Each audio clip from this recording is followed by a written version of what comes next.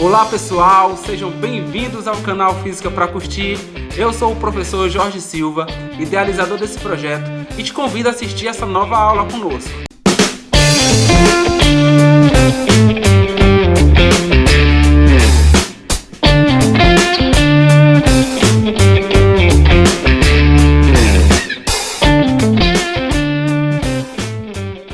Antes de iniciarmos, peço que se inscreva em nosso canal e ative o sino de notificações para receber informações todas as vezes em que enviarmos uma aula nova. Você também pode entrar em nosso site e ter acesso a todos os nossos conteúdos sem precisar pagar nenhum centavo. Então, não perca essa oportunidade. Lá, você pode ter acesso ao nosso acervo, onde temos todas as nossas aulas do YouTube, organizadas de acordo com o conteúdo dos livros didáticos. Além disso, você pode conferir as nossas aulas através de um menu fácil e interativo e de acordo com a sua série. Você também pode curtir a nossa página do Facebook e receber todas as nossas informações através de seu perfil pessoal e ficar por dentro de todas as nossas aulas e demais redes sociais, bem como ter acesso a notícias atualizadas sobre física, matemática, astronomia e ciências naturais de um modo geral. Todos os links estão disponíveis na descrição deste vídeo. Confira!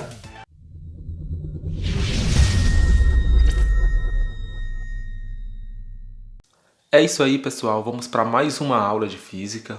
Hoje nós vamos falar sobre escalas termométricas e meu objetivo principal é mostrar para vocês como é que se constrói essas equações de conversão de unidades de escalas termométricas.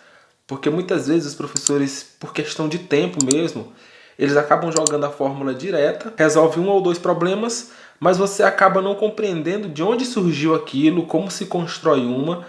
E a maioria dos problemas de vestibulares hoje, eles vêm justamente com esse objetivo de requerer de vocês que vocês saibam como construir essas escalas para conseguir resolver problemas práticos que são cobrados nas próprias questões. Então vamos entender o processo para a construção dessas escalas termométricas e vocês poderão observar que é bem simples, na verdade, requer um domínio simples de matemática básica e nós vamos desenvolver isso agora. Primeiro eu quero apresentar para vocês as 3 escalas termométricas mais conhecidas ou mais utilizadas no mundo. Nós temos aqui, primeiramente, a escala Celsius, que varia de 0 a 100 graus Celsius, que foram os valores estabelecidos por Celsius na época, em que o 0 representa o ponto de fusão da água, no caso, a água que vai estar se transformando em estado sólido ou transformando do estado sólido para o estado líquido. Esse ponto nós chamamos de ponto de fusão, na verdade, ou também podemos chamar de ponto de gelo. Nós temos aqui também o valor 100 graus Celsius, que no caso ele atribuiu ao ponto de vapor, que nós chamamos também de ponto de vaporização, em que a água sai do estado líquido e começa a se converter para o estado gasoso, e pode ser o contrário. A água no estado gasoso ela pode vir a se converter para o estado líquido, tá? Então pode ser os dois caminhos aí que podem ser seguidos. O que Fahrenheit fez foi basicamente a mesma coisa, com duas diferenças básicas. A primeira diferença é que para o ponto de gelo ele atribuiu um valor 32 na sua escala, e para o ponto de vapor ele atribuiu o valor 212. Isso quer dizer que, diferente da escala Celsius, que varia de 0 a 100, por isso é chamada de escala centígrada, Fahrenheit tem uma variação aqui de 180. Isso quer dizer que na escala de Fahrenheit vai ter muito mais valores, são 180 valores intermediários no total, enquanto que na escala Celsius são só 100.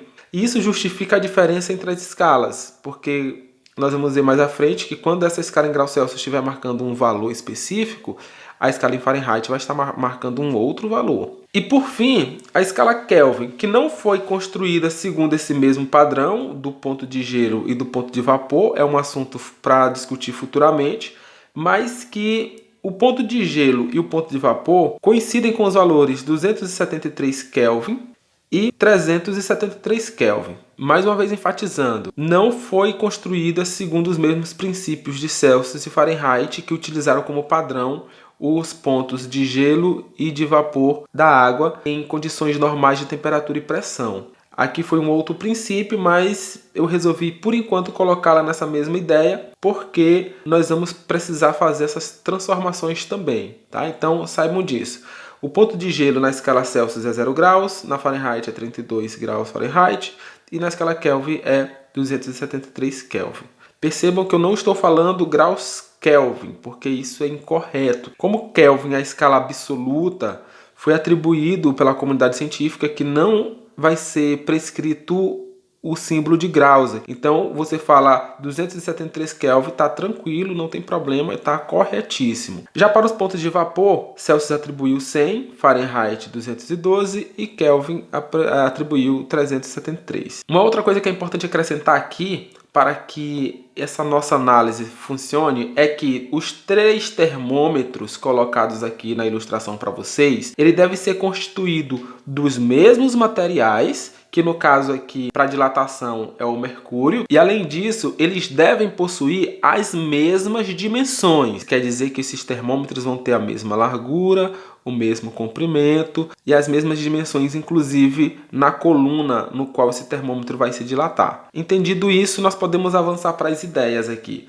Nós vamos resolver esse problema de transformação de escala usando conhecimentos de geometria. Porque se você compreender bem que teremos aqui os mesmos materiais nos 3 termômetros, isso quer dizer que as variações que irão ocorrer na coluna de mercúrio serão as mesmas. Logo, em ambos os termômetros, nós vamos ter essa variação de mercúrio atingindo o mesmo valor. Em ambas as situações, nós vamos ter essas colunas de mercúrio representadas por vermelho atingindo uma mesma altura. Observem que todas elas iniciam no ponto de gelo e elas podem variar dependendo do material no qual elas vão medir temperatura. Elas irão receber calor desse material e irão se expandir, se dilatar até um determinado valor, que possuirão valores numéricos diferentes, mas que terão uma mesma altura em ambos os termômetros. E é justamente esse raciocínio que nós vamos utilizar para cada caso.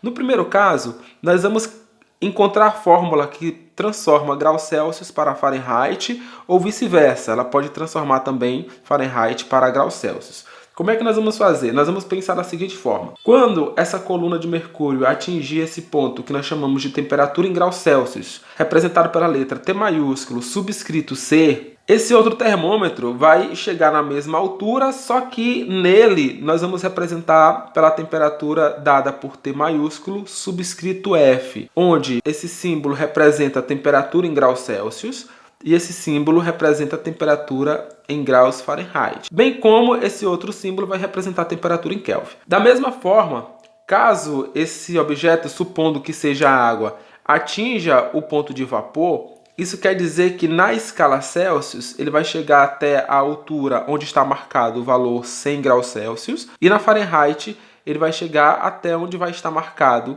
o valor 212 graus Celsius, mas percebam também que vai ser a mesma altura em ambos os termômetros. O próximo passo, gente, é regra geral. Você sempre vai seguir esse caminho que vai dar certo. O que nós vamos fazer aqui agora é dividir esse comprimento que nós chamamos de A pelo comprimento que nós chamamos de A' e igualar este resultado pela divisão entre o comprimento que nós vamos chamar de B e o maior comprimento que nós chamamos de B'. Geometricamente falando, se eu dividir essa parcela menor de ambas as escalas por essa parcela maior, o resultado tem que ser o mesmo. E o mesmo vai valer também lá para a temperatura em Kelvin. Então vamos fazer isso. Primeiro temos que compreender quem é esse tamanho A e quem é esse tamanho A'. Tá, quem é o tamanho A? O tamanho A vai ser a diferença entre os pontos representados pela temperatura em graus Celsius e o ponto representado pelo zero. E isso vem lá de cinemática. É ponto final menos o ponto inicial. A mesma coisa vai acontecer para o A'. O A' vai ser o ponto final, que no caso agora seria o 100, menos o ponto inicial, que seria o zero. E nós vamos repetir esse procedimento para a segunda escala.